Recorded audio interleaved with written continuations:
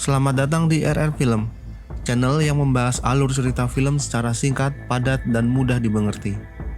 Film yang akan kita bahas kali ini berjudul Pacific Rim, yang menceritakan tentang makhluk alien raksasa yang terus-terusan menyerang bumi.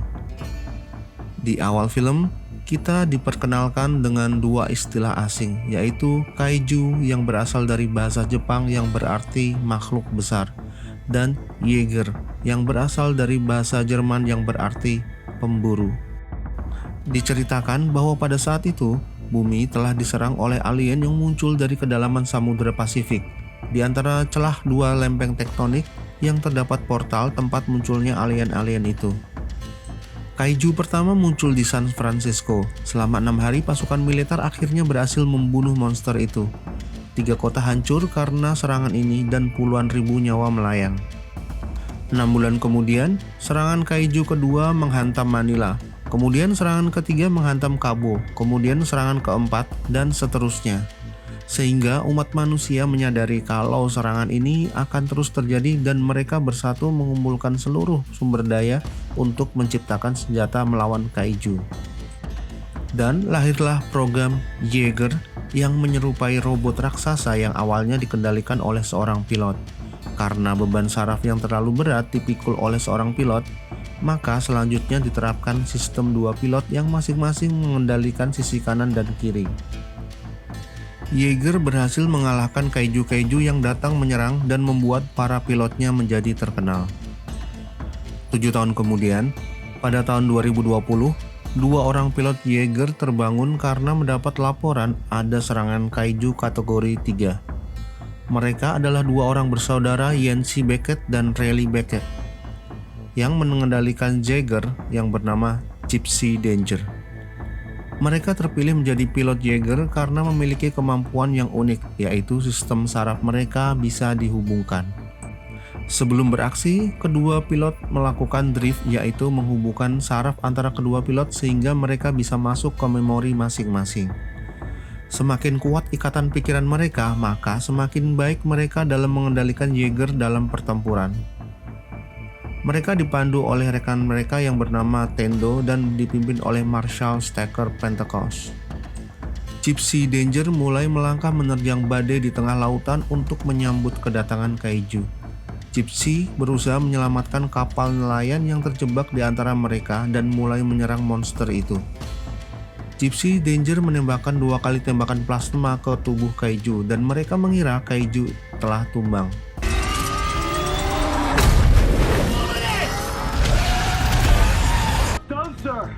Tapi ternyata kaiju itu sangat kuat dan bangkit lagi menyerang Gypsy Danger dan merobek lengan kirinya. Kaiju itu juga berhasil menembus lambung dan menangkap Yancey hingga Yancey gugur. Dengan sekuat tenaga, Riley menghadapi monster itu seorang diri dan menembakkan plasma full power ke arah kaiju dan membuat markas kehilangan komunikasi dengan Riley.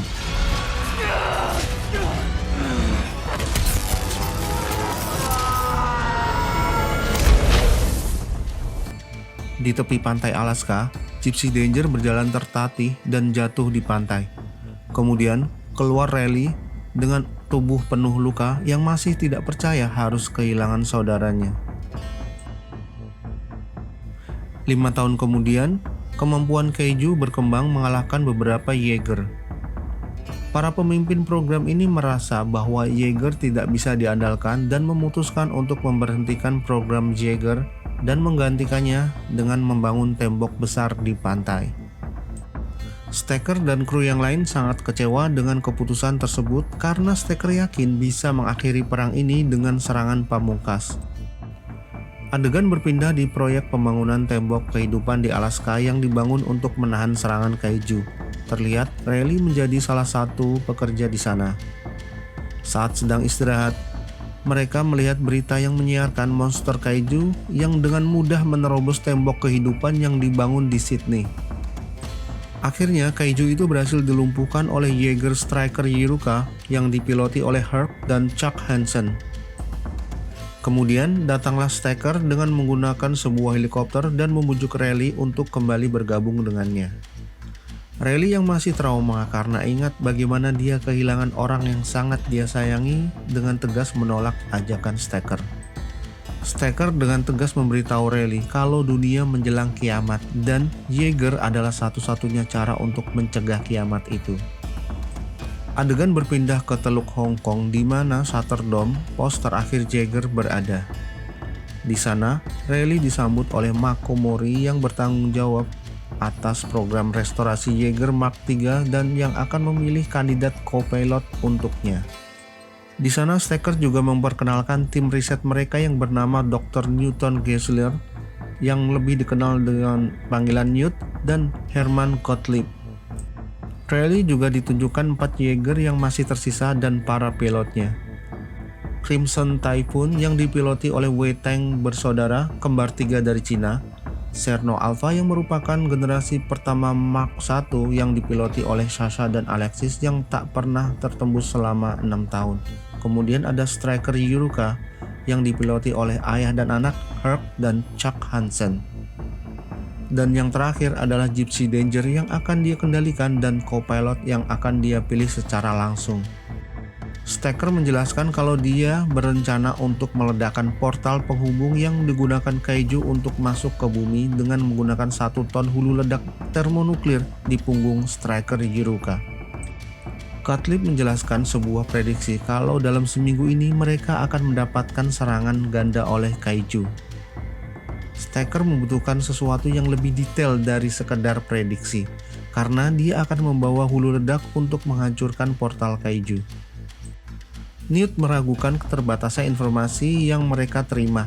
Dia menyarankan untuk menghubungkan otak Kaiju dengan manusia agar memperoleh informasi yang lebih akurat.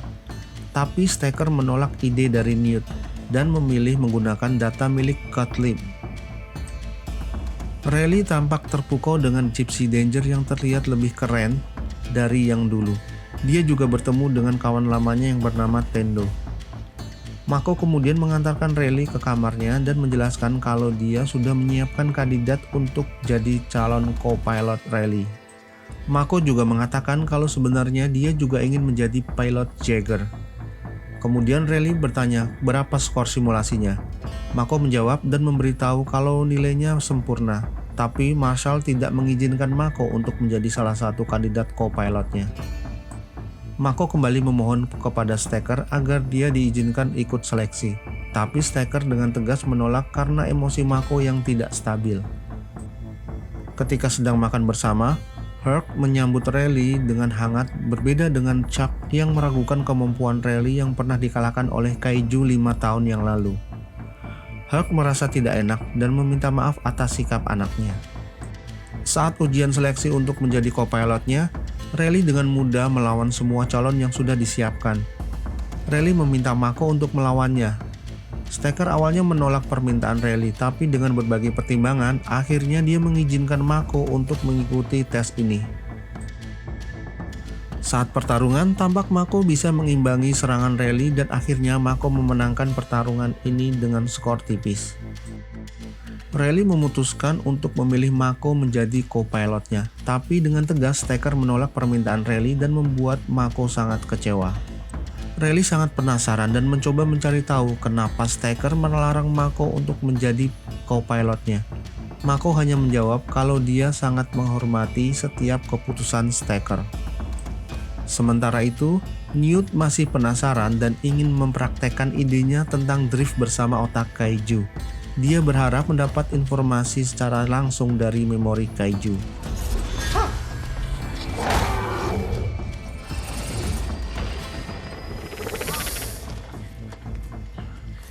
Stacker mendatangi kamar Mako dan mengizinkan Mako menjadi co-pilot Riley. Uji coba Gypsy Danger dilaksanakan dan Riley tampak senang karena yang menjadi co-pilotnya adalah Mako. Riley memperingatkan kalau ini bukan simulasi dan melarang Mako untuk larut ke dalam memori yang bisa merubah emosinya dengan cepat dan tetap terhubung dengannya. Drift sistem saraf dimulai dan Mako bisa masuk ke memori Riley, begitupun sebaliknya. Pada awal-awal kalibrasi, semua tampak normal dan terlihat mengesankan. Hingga Mako masuk ke dalam memorinya sendiri dan mengingat kejadian ketika dia masih kecil. Rayleigh berusaha memanggil Mako untuk tetap bersamanya dan jangan terjebak dalam satu memori dan masuk ke dalam kenangannya. Saat itu Mako dikejar oleh kaiju dan bersembunyi. Rayleigh mencoba mengingatkan Mako kalau ini hanya kenangan dan meminta Mako kembali bersamanya. Saat kaiju itu mendekat, Mako tanpa sadar mengaktifkan meriam plasma yang akan digunakan untuk menembak kaiju. Tendo dan tim yang lain tampak panik mencoba mencabut semua koneksi. Sementara Rayleigh berulang kali mengingatkan Mako kalau ini hanyalah kenangan dan tidak nyata. Lalu muncullah Jaeger dan menyerang kaiju itu. Setelah sumber tenaga diputus, Mako kembali tersadar dan Rayleigh mencoba menenangkannya. Gottlieb mendatangi Stacker dengan tergesa-gesa. Dia memberitahu kalau Newt sudah berhasil melakukan drift dengan otak kaiju. Newt menjelaskan kalau kaiju menyerang kita bukan semata-mata hanya dorongan hewani seperti yang mereka kira sebelumnya, melainkan atas dasar perintah dari pimpinan mereka. Menurutnya, kaiju yang datang dalam kategori 1-4 adalah baru sebagian kecil yang hanya percobaan bagi mereka. Nantinya akan datang lagi kaiju dengan gelombang berikutnya yang bertugas untuk membasmi umat manusia. Stacker memerintahkan Newt untuk melakukan drift lagi, tapi Newt tidak bisa melakukannya lagi karena otak kaiju yang digunakan saat ini adalah otak yang sudah rusak. Dia membutuhkan otak yang lebih segar untuk melakukan drift agar mendapat informasi yang lebih spesifik. Stacker menyarankan Newt untuk menemui Hannibal Chow di pasar gelap perdagangan organ kaiju yang berlokasi di Hong Kong. Newt kemudian mencari keberadaan Hannibal Chow dari petunjuk yang diberikan Stacker. Setelah menemukan orang yang dia cari, Newt tanpa basa-basi meminta otak segar kepada Hannibal Chow. Sementara itu terjadi perdebatan di markas Jaeger. Chuck terang-terangan tidak setuju kalau harus menjalankan misi ini bersama Rayleigh dan Mako. Chuck terus menyudutkan mereka, bahkan menyebut Mako dengan panggilan yang tidak pantas. Rayleigh yang merasa panas mendengar ucapan Chuck tanpa babi bu langsung menghajarnya, meminta Chuck untuk meminta maaf kepada Mako. Hingga kedatangan Herc dan Stacker yang membuat mereka berhenti berkelahi. Stacker menghukum Mako karena kesalahannya. Dia menganggap Mako masih terlalu muda dan belum bisa mengontrol emosinya. Rayleigh membujuk Stacker untuk memberikan Mako kesempatan kedua, tapi Stacker tetap pada pendiriannya.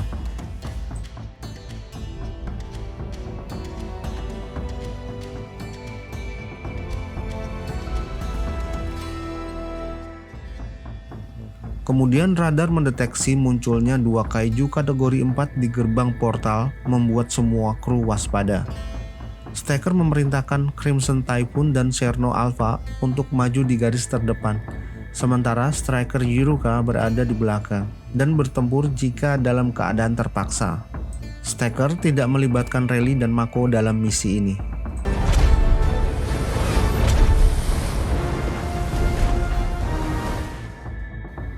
Adegan berpindah di mana Newt sedang bernegosiasi dengan Hannibal Chow untuk mendapatkan otak kaiju yang masih segar. Hannibal Chow sangat penasaran kenapa Newt ngotot ingin mendapatkan otak kaiju, dan dia semakin kaget ketika tahu kalau Newt pernah melakukan drift dengan otak kaiju. Kembali ke medan pertempuran, Crimson Typhoon dan Cherno Alpha tampak kewalahan dalam menghadapi kaiju. Melihat itu, Striker Yiruka meminta izin untuk membantu mereka, tapi Stacker memerintahkan untuk tetap di tempat karena mereka bertugas untuk membawa bom nantinya. Situasi semakin tidak terkendali. Crimson Typhoon tumbang. Tiba-tiba muncul kaiju satu lagi dan menyerang Cherno Alpha. Striker Yiruka masuk ke arena pertempuran untuk membantu mereka. Cherno Alpha juga kalah dan para pilotnya tewas. Ketika Striker Yiruka akan menyerang dengan menggunakan misil, salah satu kaiju mengeluarkan semacam gelombang kejut dan membuat Striker Yiruka kehilangan daya. Semua peralatan digital di Stardome juga mati karena serangan barusan. Rayleigh kemudian datang dan berkata kalau Gypsy Danger menggunakan sistem analog dengan tenaga reaktor nuklir. Karena tidak ada cara lain, Stacker akhirnya mengirim Gypsy Danger yang dipiloti oleh Rayleigh dan Mako menuju area pertempuran. Salah satu kaiju menuju kota Hong Kong untuk mengacak-ngacak seluruh isi kota. Hannibal Chow berpendapat kalau kaiju itu mungkin sedang mencari orang yang pernah terhubung dengan otak kaiju, yaitu Newt dan juga dirinya. Dia menyarankan Newt untuk berlindung di pengungsian umum sementara dirinya akan sembunyi di bunker pribadi miliknya. Semua orang berlarian mencari tempat berlindung termasuk Newt. Herc dan Chuck tidak bisa berbuat apa-apa karena striker Judoka butuh waktu untuk direset ulang. Mereka memutuskan untuk melawan kaiju dengan pistol flare yang mereka miliki. Walaupun terdengar konyol, tapi itu adalah satu-satunya cara untuk melawan monster itu. Monster itu terlihat marah dan akan menyerang Herc dan Chuck. Beruntung Gypsy Danger tiba di waktu yang tepat. Monster itu melempar Gypsy hingga ke daratan. Gypsy akhirnya bisa menghabisi monster itu dengan tembakan plasma.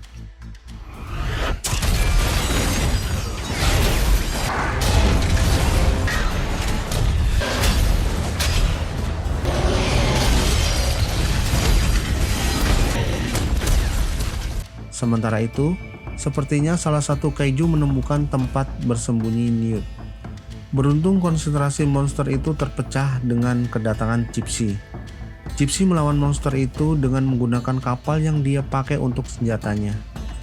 Terjadi pertarungan sengit antara Gypsy dengan monster itu yang seakan-akan sudah beradaptasi dalam menghadapi Jaeger.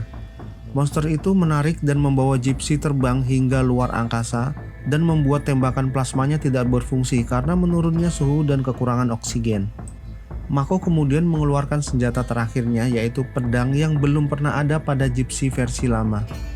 Monster itu akhirnya terbelah oleh pedang Gypsy Danger dan membuat mereka terjun bebas dengan kecepatan tinggi. Riley dan Mako berhasil mendaratkan Gypsy Danger dengan sangat dramatis dan semua orang tampak gembira melihat mereka selamat.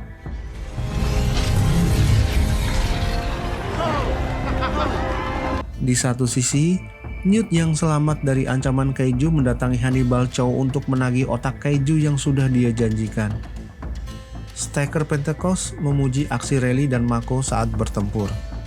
Walaupun sedang berduka karena kehilangan dua kru, Stacker mengingatkan seluruh kru untuk bersiap melaksanakan misi yang sudah direncanakan. Adegan berpindah di reruntuhan bangkai kaiju yang sedang dieksplorasi oleh Hannibal Chow dan anak buahnya untuk dijual. Saat anak buah Hannibal masuk ke bagian dalam kaiju, mereka melaporkan kalau otak sekunder monster itu sudah rusak. Kemudian anak buahnya melaporkan kalau terdengar suara seperti detak jantung, dan ternyata kaiju itu sedang hamil dan anak yang dikandung monster itu keluar dari perut induknya. Makhluk kecil itu berusaha menyerang Newt, tapi ari-ari makhluk itu membelit lehernya sendiri. Dengan sok tahu, Hannibal Chow mengira makhluk itu sudah mati, tapi ternyata makhluk itu bangkit lagi dan memakannya.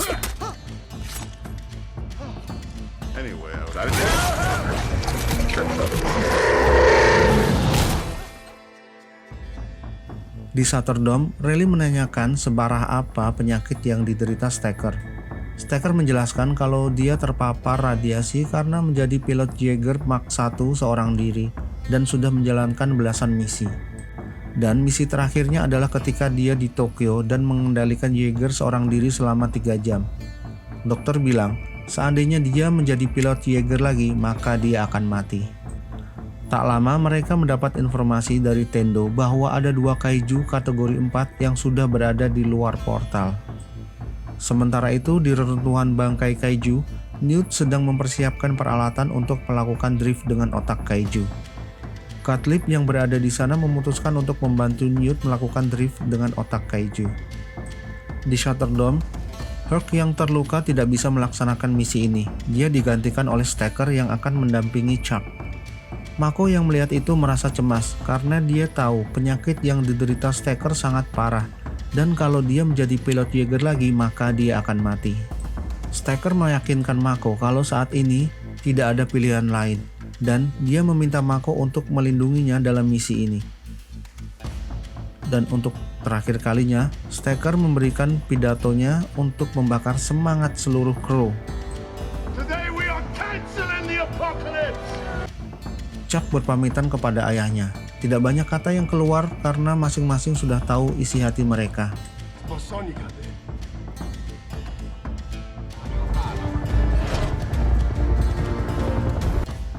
Di tempat lain, Newt dan Gottlieb bersiap melakukan drip dengan otak kaiju untuk mendapatkan informasi yang lebih spesifik tentang koloni makhluk itu. Dan mereka tampaknya mendapatkan apa yang mereka cari dan segera menghubungi Satterdom tentang temuan mereka. Gypsy dan Striker bersiap menuju lubang portal yang ada di bawah laut untuk menghancurkannya. Mereka selalu dibayang-bayangi oleh kaiju, tapi monster-monster itu tidak menyerang. Dan saat hampir sampai di lubang portal, monster-monster itu justru hanya diam menyaksikan mereka. Menyadari ada yang tidak beres, Striker berhenti dan bingung apa yang sebenarnya terjadi. Dan saat itu juga Newt datang dan memberitahu kalau mereka meledakkan bom itu di lubang portal, maka semua akan sia-sia. Karena portal itu bisa mendeteksi sesuatu yang melewatinya, dan hanya kaiju yang bisa masuk ke dalam portal itu. Jadi mereka harus masuk menggunakan tubuh kaiju agar portal itu bisa terbuka dan membiarkan mereka masuk dan melewatinya. Satterdom mendeteksi kedatangan kaiju yang ketiga dari lubang portal dengan ukuran kategori 5. Itu adalah pertama kalinya kaiju kategori 5 muncul. Dan sekarang mereka harus menghadapi 3 kaiju dengan 1 kaiju berukuran sangat besar. Mereka terlihat kewalahan menghadapi monster-monster itu. Gypsy kehilangan lengan kanannya dan kaki kanannya juga terluka.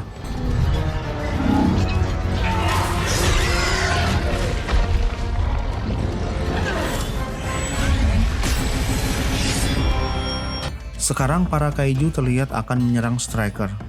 Gypsy berusaha mendekat untuk membantu Striker Yiruka. Tapi Striker meminta Gypsy untuk tidak mendekat dan melanjutkan misi menghancurkan portal kaiju dengan meledakkan diri karena Gypsy Danger memiliki bahan bakar tenaga nuklir.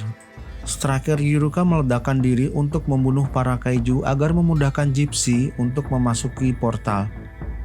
Ledakan besar terjadi yang membuat air laut terangkat dan jatuh kembali.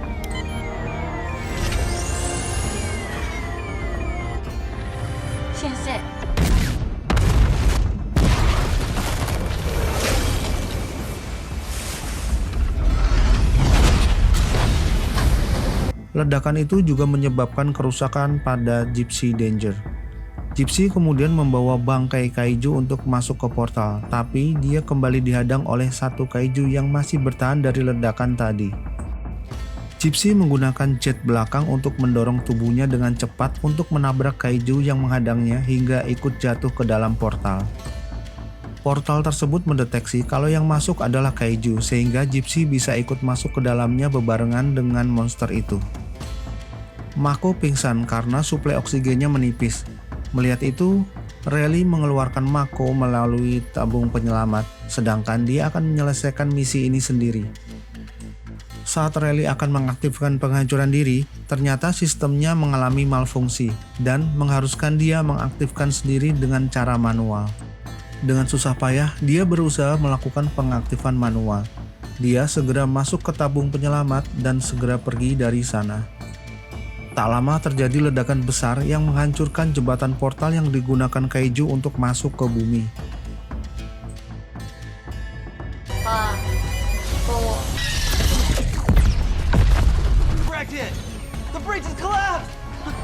Kapsul penyelamat milik Mako berhasil muncul ke permukaan. Dan tak lama kemudian disusul kapsul penyelamat milik Riley.